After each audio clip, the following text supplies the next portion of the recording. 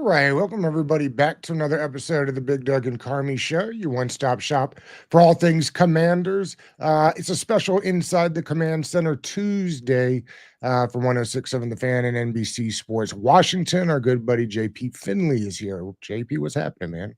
What's up, fellas? Thank you for having me. Oh man, we're excited to have you on always. Let's see, you are fresh back from the combine. I'm curious, JP, what was kind of the buzz out there around the Commanders? And did you get any little tidbits while you were out there? Yeah, I mean, it was all Debo, dude. That's the Yeah. first dude I saw Sunday night was like, yo, Debo. I mean, I heard it the whole week. It was not a surprise at all they got it done. I think going forward, a lot of the conversation was about what happens with the quarterbacks. A lot of people thought Stafford was going to the Giants.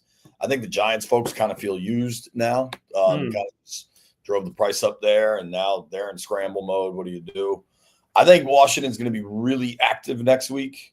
That doesn't necessarily – I don't even know, frankly, what constitutes the top of this market. I think the NFL has gotten really smart about good young players don't really get to free agency between the tags and teams trying to extend guys. So, I don't know. By saying I think they're going to be really active next week, I don't think it's going to be the kind of stuff that necessarily gets folks really fired up. I mean, like a big ticket item would be like a Milton Williams, something like that. But, dude, they have so many holes that they got to fill them. And I think because they draft later, you can't really count on, all right, we're getting our tight end in this draft or whatever it is. Pick a position, guard, linebacker. I think they're going to be strict BPA at 29, and that could mean anything. So you gotta plug some of these holes. I think maybe we see some deals get done with their own guys in the next, before. So we're on Tuesday, right? So we got a week before everything opens. I could definitely see Ertz. I think that one makes a lot of sense. But I think they're going to be active. I think it's going to be more volume than big ticket item. But I think it's going to be a very active week. Similar to last year, JP? Yeah. Dude, think about it this way. They want to build through the draft. And to build through the draft requires stacking good drafts on top of each other. I agree. We know what last year's draft class was. The 5 previous years, from 2019 to 2023, there's barely any of those picks around. Like, we could count on probably one hand the amount that got a legit second contract. So, I recognize people are like, oh, man, why do they keep adding, 1-year stopgaps? It's because it looks different now with Jaden, but the overall cupboard's still relatively bare. JP, what are your thoughts? A lot of people are really excited about maybe potentially trading for these big ticket items like Myles Garrett and Brandon Ayuk. I personally don't see it because I feel like Adam Peters wants to start adding more draft picks. And at one point, you do have to have some young talent for that long-term investment. What do you think is more likely to happen? Potentially to trade for a big ticket item or to trade back in the draft and accumulate more picks? What's more likely? The trade back 1,000%. Okay. So you don't think they're in on Garrett? Maybe, but that's super hard to pull off. Just from a what's more likely, dude, they teams trade back all the time. And right now they're sitting on 3 picks in the top 80. Yeah. They traded back last year, the DeJean Samuel trade. I think if Peters is presented with a similar opportunity and he can turn 3 in the top 80 into 5 in the top 100, he'll do that in a second. Again, it's volume. They're still trying to restock this thing. That's not to say, Doug, that I don't think they're in on Garrett. I think there's a pretty clear track record for Peters now that he wants to be in on every conversation. Whether they get something done or not, I don't know. But big ticket, the Ayuk thing, I don't see. If they didn't trade for him last year and they just got Debo, they ain't trading for him this year. The one I keep circling back to is Max Crosby. What the hell's going to happen there? He has 2 years left on a deal with no guaranteed money. And if you listen to Schefter, he keeps randomly bringing up Crosby. I find pretty interesting. Does Vegas embrace a rebuild? And if so, that's your biggest chip by a pretty wide margin. I don't know. The Garrett stuff. I also don't know how much next week is impacted by Garrett. I could be wrong on this, but that feels way more like a draft day kind of trade than because what if they? I mean, there's a lot of people have said Kirk to Cleveland. If they got Kirk and then they drafted somebody, and it's like, all right, we have a plan for right now and for the future, and then you make Garrett the highest paid defensive player in the NFL, like, is it possible he stays there? I don't know. I feel like he's gone, but they've been steadfast in saying he's not going anywhere. Yeah, it's going along with that. So we obviously added Deebo Samuel recently within the last week. We only have 3 wide receivers in the wide receiver room right now. We have Luke McCaffrey, Terry McLaurin, Deebo Samuel there. Do you think Washington will be active in potentially adding a free agent to this wide receiver room, or do you think they'll be going more towards the draft? And do you think Devontae Adams is even on their radar at all? Well, one, and this is like a caveat thing, but Deebo does have to pass physical. So he's not on the roster yet. And that's true. I expect him to pass the physical, but you never know. Crazy things happen. I think, will they add? Yeah, the answer is yes. They have 3 dudes. They need 7. So they're certainly going to add. I think. Do you have a favorite by any chance? I don't think Deebo's arrival means that there's no chance for OZ or Diami or Noah Brown to return. I'll be really curious. Dude, this receiver draft class isn't like last year. Higgins isn't getting to the market. I don't think Godwin's getting to the market. Tampa's desperate to keep him. Agree. I guess Devontae Adams is getting to the market, but he's now 32 or whatever he is, and there's lots of questions with what his priorities are, I would say. I think you're going to see more money for. Yeah, it's going to be expensive. Yeah, and I think you're paying a lot for. I think Diami's going to have a real market. I've said that all offseason. I agree. He's got top end speed. He was really good in the playoffs, and there's some recency bias involved there. And if you can, a good agent is going to sell what happened in the playoffs because, hey, the right coincidences lined up, and that's just all we need to get a shot. I like a dude like Darius Slayton, Christian Kirk. There are free agents that I find pretty appealing, but I think the addition of Deebo Samuel's already a big one. I think you get Ertz done, but regardless, there's people coming. I think I could definitely see a receiver draft pick too. And I kind of look at right now the 6 picks very differently. Like the 3 picks in the top 80. What is it? 29, 61, and 78 or something like that? Along those lines. Yeah, there's definitely a discrepancy, right? It's like 1 through 3, then 6 through 7. They're 2 different categories of draft picks. Yeah, I almost want to look at the numbers of you are hoping that those top 3 players, those top 3 drafted players, 29, 61, and 79 versus 207, 238, and 250. Yeah. And I believe 250 is the Mr. Irrelevant. I think that's the last pick of the draft. So I think you've got to view those first 3 as potential starters. I also think if I'm Washington, if I'm Peters, Quinn, Kingsbury, Bobby Ingram, whoever, you're expecting a lot more out of McCaffrey this year. And I think he was learning the position. He was learning the position at the NFL level and all well and good. But Luke played a good amount of snaps for the lack of production sounds like rude. Rude, but he gave them a lot physically as a blocker. There's a lot that he gave them, and there were a couple plays early on some of those, wide receiver screen, where the play was designed for him to throw it and he didn't. Maybe that's just a comfort level that builds up because if he had hit on a couple of those, I'm trying to think. What was the game where Jaden had Luke for a touchdown and he missed him by an inch? I think the Steelers game, was that the Steelers game? Might be. He was in his own red zone or a deep shot. It was tough. And so, if a couple of those things go the other way, then all of a sudden it's like, wow, that's a pretty good year from this young receiver. And I think that should be kept in mind is that the way these guys believe in drafting and developing, their expectations are going to be higher. I think that might be the case with Senate too. What if those guys become real threats for you?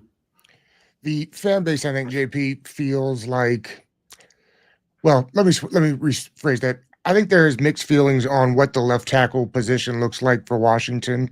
We've had a ton of people from around the league come on the show and tell us that they feel like you got to let the left tackle get one more year at least, because if you hit on a left tackle in the third round, then you're set. Do you think that they believe they're set at left tackle, or is an upgrade coming with a kick into guard? That weirdly seems, I don't know if that's media driven or social media driven or fan driven. This, when they drafted, these guys don't reach out much. But when they drafted Coleman and there was question if it was guard or tackle, people from Ashburn reached out to me, and I'm guessing others, directly to make crystal clear they viewed him as a tackle. Like that and that happened fast. Like that was something they wanted cleared up right away. And I thought Coleman was, for a rookie third rounder left tackle, he was pretty good. He started most of the year. I think he's good in the run. I think he's got to work on his pass pro, but like a lot of guys have to. Dude, the kid, I tweeted this out yesterday. I just found it really interesting. The Oregon kid, I think it's Crowley is his last name. Connerly, I believe. Connerly. Yes. Thank you. Josh Connerly, I think. People are excited about his measurables coming out of Indy. And they're saying he could sneak into the first round as a tackle. And it's like, oh, he's not the biggest tackle. But when you look at all the measurements, especially that first 10-yard split that both Peters and DQ talked about being important for edge guys, like Coleman's numbers are right there. Yes. And he works his ass off, and he's well liked. I don't think they are approaching this offseason with a need to change out left tackle. Now, that doesn't mean it can't happen. Like if somebody – the old Pete Carroll model, of which DQ is a disciple, is competition everywhere all the time, which is great. And that, so like that, the only based on that, the only dudes that I think are completely locked into their job are probably Jaden and Terry. You know what I mean? So like, could something change for Coleman? Yes, but I don't feel this impetus from the team side. Like Bobby Johnson's not in a hurry to do that. And I think, like, did Coleman get dog walked a little against the Eagles? Yes. Did the entire freaking NFL get dog walked? Yeah, but who doesn't? Yeah, exactly. Yeah. So I think to me, a bigger question on the O-line is, how do you handle the Cosmi injury? Because I think on a conservative timeline, he's on PUP, right? Like he sustained that injury the January 26th. Yeah, and it's a 6 to 12 month timeline for an ACL. Let's say it's 9 months, which would be pretty good. Right. That's still the first 4 weeks of the regular season. And that's if everything goes perfectly, right? Right. That's not even the conditioning and being in good football shape. You might be physically sound to play, but not necessarily in football shape to play. So definitely 100% there. Cool. Yeah, I think it's interesting. George, let's run some of these quick ones that you had for JP. Yeah, no problem, JP. If you don't mind, man, we're going to go just kind of zip through our unrestricted free agents, and I want you to kind of give me your gut feeling if they're in and out on the team this year, if that makes any sense to you. Like, are they going to come back to the team if possible? You cool with that? Yeah, dude. All right, let's start knocking them out. So first one I think is pretty easy. Is Bobby Wagner in or out this year for 2025? I think in. Okay. But dude, I think he's going to have a pretty robust market. I think beyond just the Vegas Carroll stuff, he was good. He was second team All Pro. Like he hasn't had the most robust markets the last couple of years. But I think when you get, I don't know, the way DQ at the combine unprompted brought Bobby Wagner up when the question was about Jaden. Like, I think he's back, but I don't know. I know you're a big Nick Bolton fan. Do you think he hits the free agent market by any chance, or what do you think about that? Do I think Bolton hits the market? Yeah. Yeah, they already used the tag on the guard, didn't they? Oh, that's right. I forgot about that. Yeah, he has hit the market. Okay, true.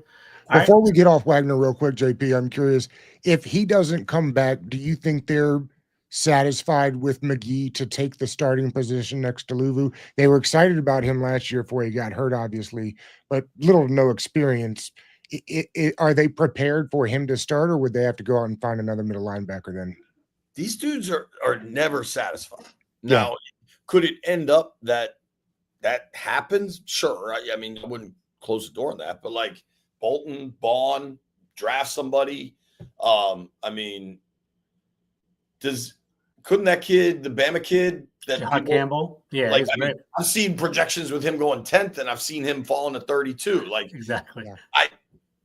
I'm not even trying to be like flippant. Like, they're not satisfied with anything. They'd probably even if you asked them about Jaden, they'd probably lie and say, "Hey, everybody's competing." You know what I mean? Yeah, like that's just how they're going to operate. So if Bobby does go, I don't think. I mean, hell, the roster is so thin. How many linebackers do they have on the roster? Yeah, three. Yeah, and then Luvu, I think. Yeah, him, Luvu, and McGee are probably right. Just those three. Yeah, I mean, I'm pulling it up. Like, I mean, they list Fowler, Mikal Walker, because Michael Walker. Michael Walker. Yeah. I don't even know. But yeah, they need more bodies. They need everything, dude. They need everything. Let's keep it rolling. So Wagner, we have you as in for now. What about Jeremy Chin? I think in. Yeah, I think so. That safety market's funky, man. Like, yeah.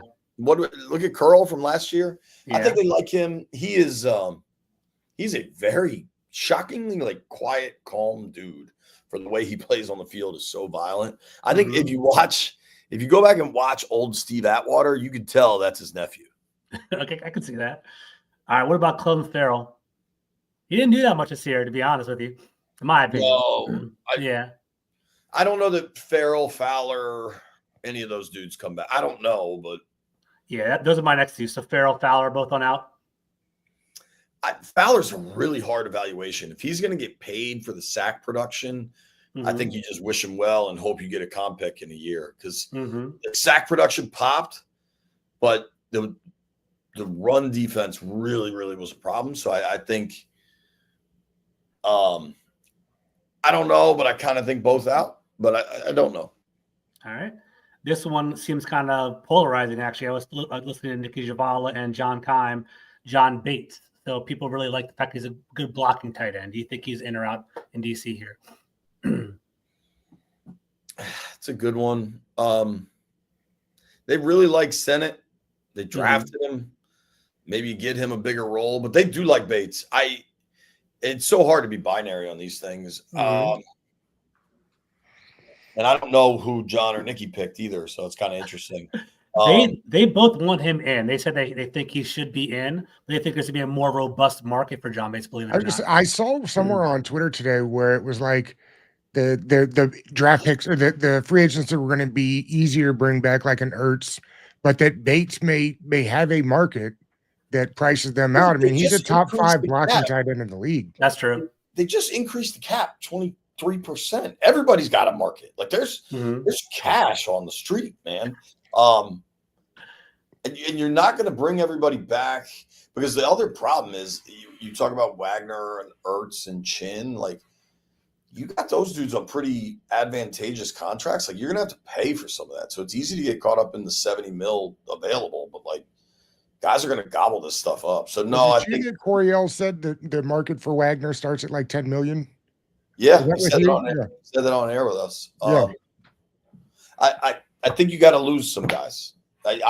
John Bates is a great dude. I've known him since he was drafted. Hard, I mean, just complete hard ass.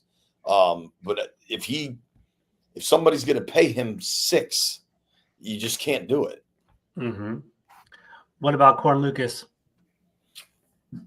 I hope so. I love that dude. Is he? Okay. I'm going to say yes.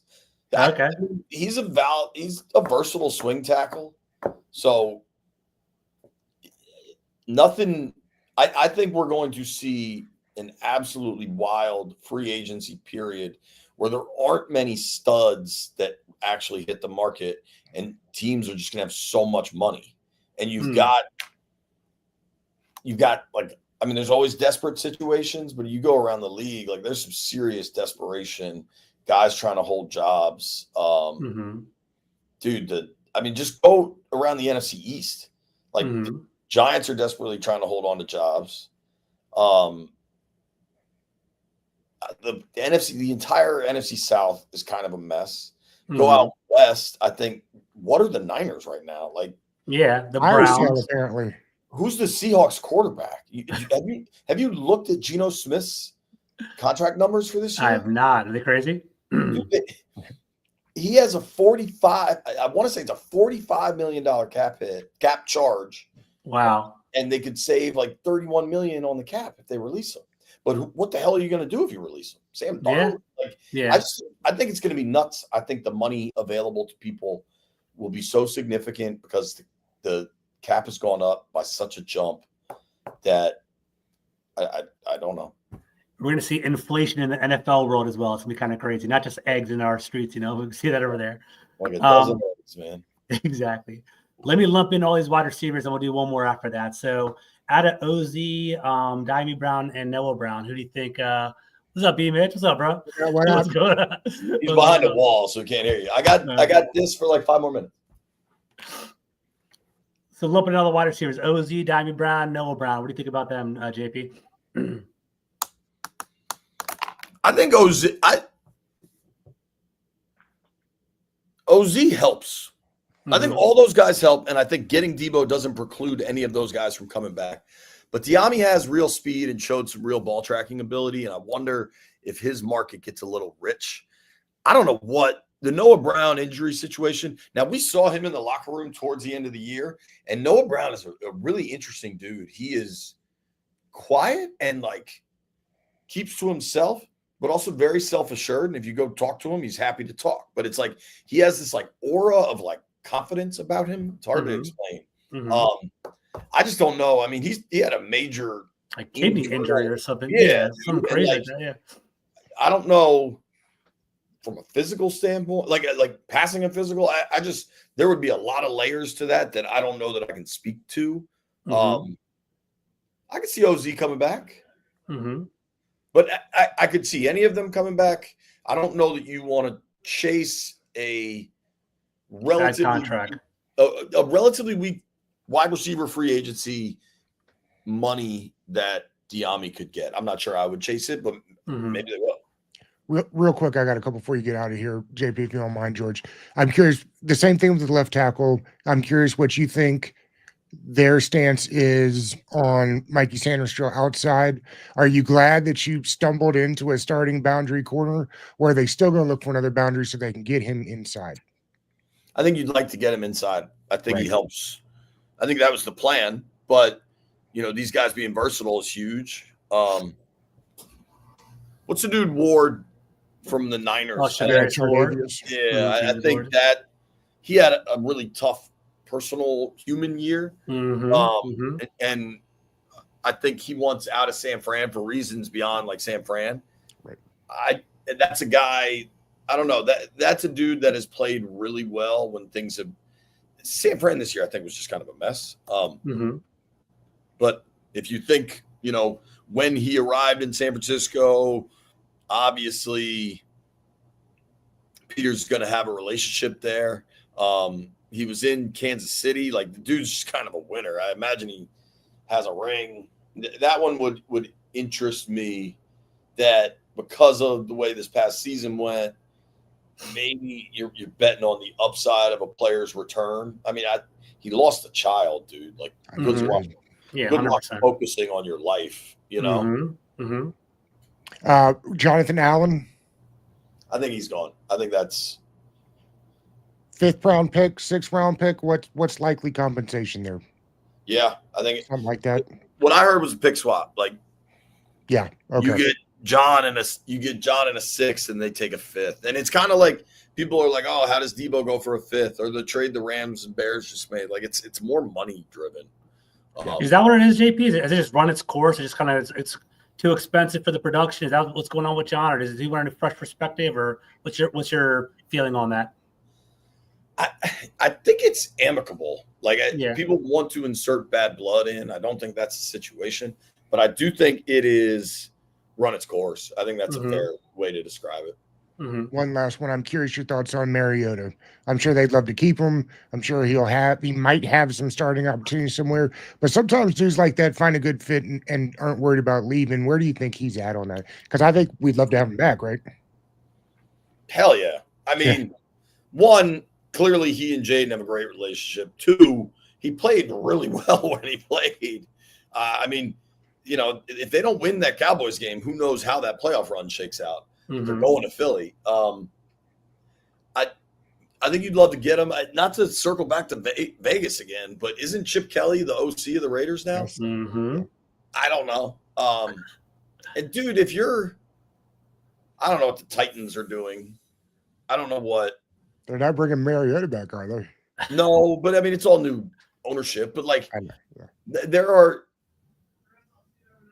organizationally teams that are just messy at the quarterback position, and Mariota, maybe you're a bridge, but like maybe you get an opportunity to really start and like have a career resurgence. Like, I don't know. And what's the money look like for a dude like Marcus Mariota? And even if it's to be a bridge, I think they'd love to get him back. I don't know that they can. Yeah. JP, thank you, buddy. We appreciate the time always. No problem, fellas. Thank you. See you, man. Take care. See you guys.